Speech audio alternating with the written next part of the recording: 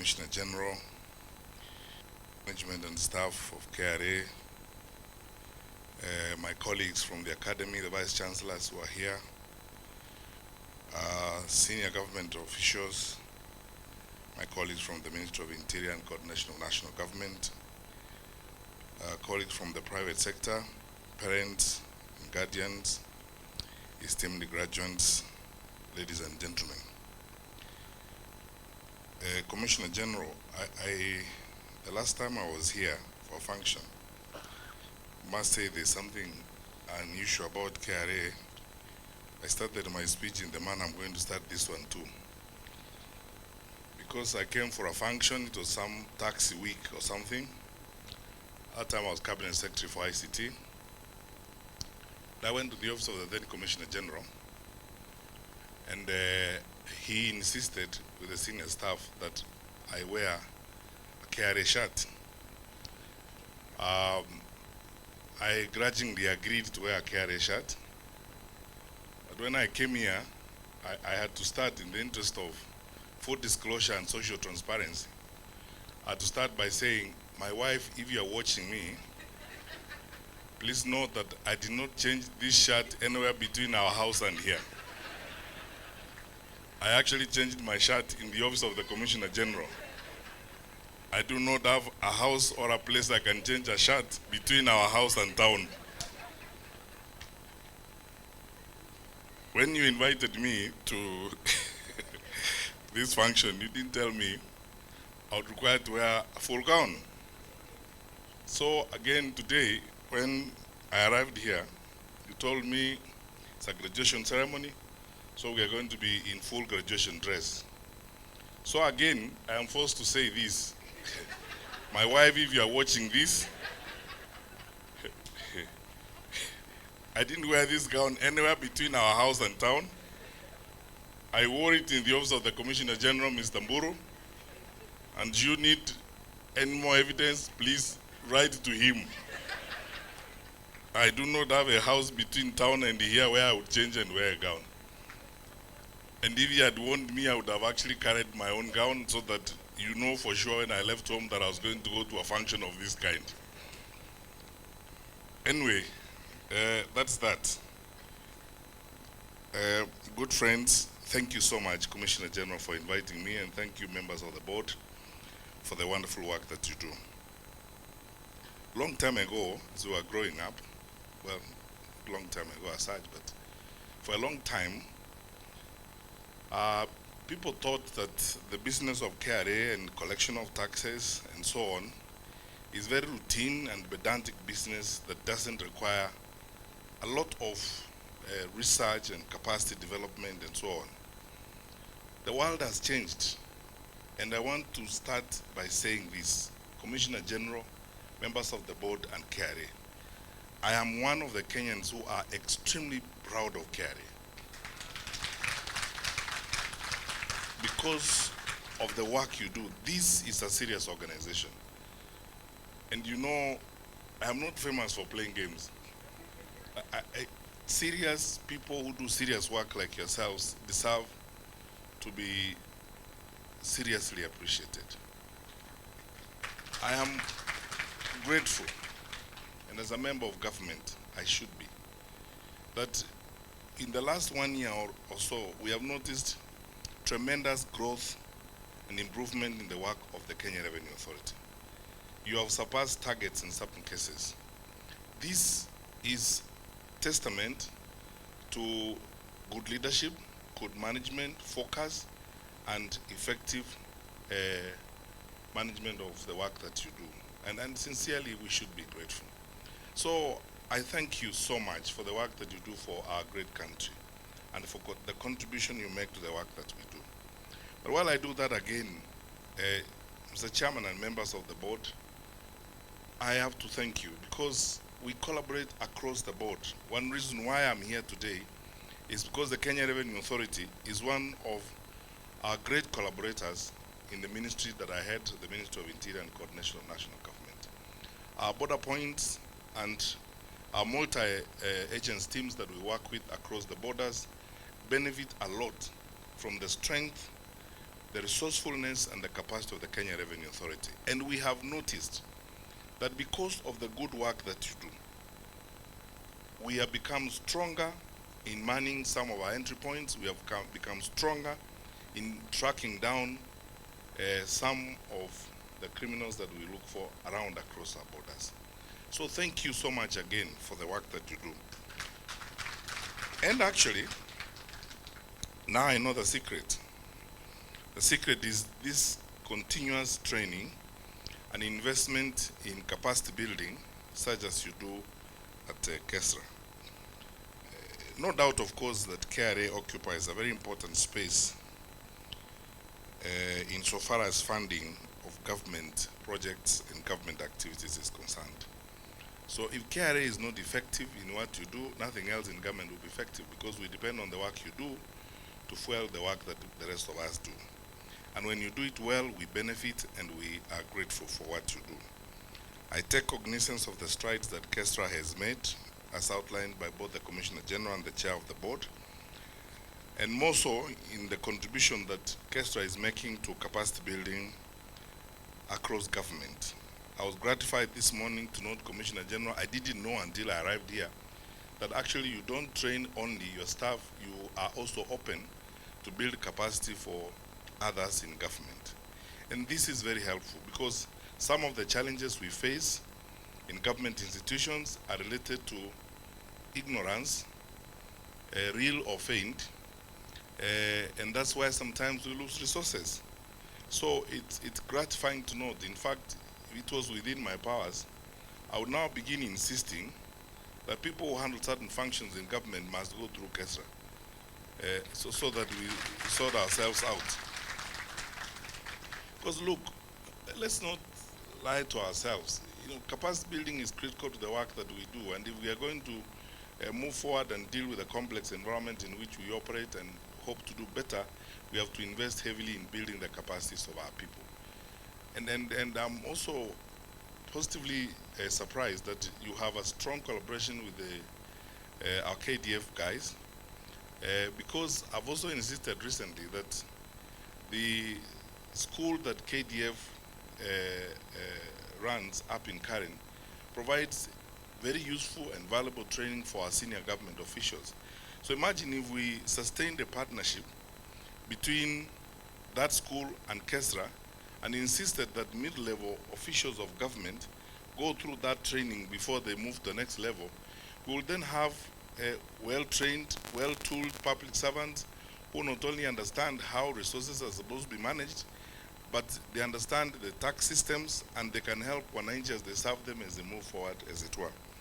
I am not actually very sure that I soon will not be persuading some of my colleagues in cabinet that we try to insist that at a certain level of government, officers must be trained through this process, because that is how we wrap them. So, ladies and gentlemen, as I've said, revenue mobilization is critical. Without it, we cannot run government. Because everywhere you go in this country, people ask us questions about the government should do this, do that, and do the other. Government doesn't have its own money. Government draws from revenue resources. And an efficient Kenya Revenue Authority is a pillar to delivery of development by government. I am grateful that so many of our agencies are now taking seriously the work that you do and are willing to collaborate as we go forward. I want to turn to the graduates and let them know, because many of them predominantly I asked are young people. Everyone will tell you this is the beginning of the journey, not the end of it. You have just completed but a small phase of it. Much of it lies ahead of you. And please do not forget the principles and the value systems that have been inculcated through what KESRA has done. If the management and the leadership of KRA is anything to go by, especially in its recent, very impressive performance, then it means that as a country, we are on our way to developing an institution that will ground our young people in the public service in the right value systems and in the right attitude to public service, and it will ground our young people in the trajectory that we want to take this country. On my own behalf and on behalf of my colleagues in government, I cannot thank you enough, Chairman and the board, my friend Mburu, the Commissioner General, for such a fantastic job and what you are doing here.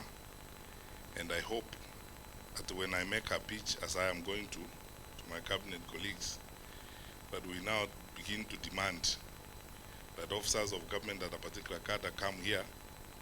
You will have the requisite capacity and you will be ready to train them so that we can reduce the number of Shylocks in public service, reduce the number of voucher kiting experts in the public service, so that we can have a public service that is retooled and totally ready to provide support to our economy and to our wonderful country. Finally, my friends, it's things like this that build a country. I have had occasion to listen to some of our very respectable elders, like the chairman of the board, Francis Mudaura, people who have served this country with distinction and commitment. I've taken counsel and advice from some of these people. And then the insistence from this group of people that our country is going to be built by ourselves, by patriotic, visionary, focused actions, such as KRA is engaged in, by setting a tradition of patriotism, competence, and effectiveness in delivering services. And so what we are doing here today is one of those things that gives you a lot of hope and encouragement. And as a Kenyan, you feel nice to be in our country. We are doing a lot of good stuff. And KRA, you're making all of us proud. And so, besides saying congratulations to the graduates, I wish you all the best. And Commissioner General and your wonderful team of staff, I pray that the Lord strengthens your hand for the good work ahead. Thank you. Our chief guest, the Cabinet Secretary, Ministry of Interior and National Coordination of the National Government, Dr. Fred Matiang'i, Vice Chancellors and Chancellors present here today, our KRA Chairman, Board Chairman represented by Engineer Ithao, Directors and Chief Executives of various institutions present here today, our distinguished guests, the KRA staff, fraternity, the graduates present here today, good morning.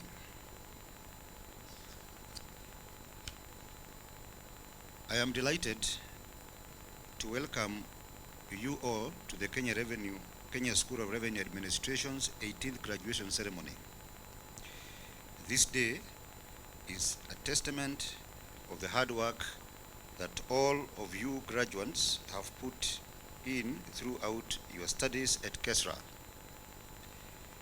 We are therefore happy to celebrate this important milestone in your academic as well as career journeys. This year's graduation theme is building capacity to enhance revenue collection and trade facilitation. I would like to applaud the KESRA management for implementing strategies to support teaching and learning as a key component of Kenya's transformation journey. From the foundations of a small unit in our human resource department less than 10 years ago, KESRA has grown to become a continental level school which hosts the academy, the Africa Academy of the OECD for tax and financial crimes investigations, and the World Customs Organization Regional Training Center for East and South Africa. Just 5 years ago, KESRA was only running short courses for less than 400 KESRA staff every year. Now the school runs an array of programs all the way from certificate to master's levels, both internally and through partnerships. This year, the school will train upward of, I was almost talking about money.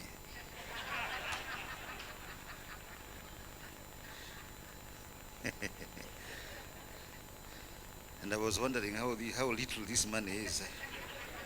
You know, I'm used to very serious money in the trillions.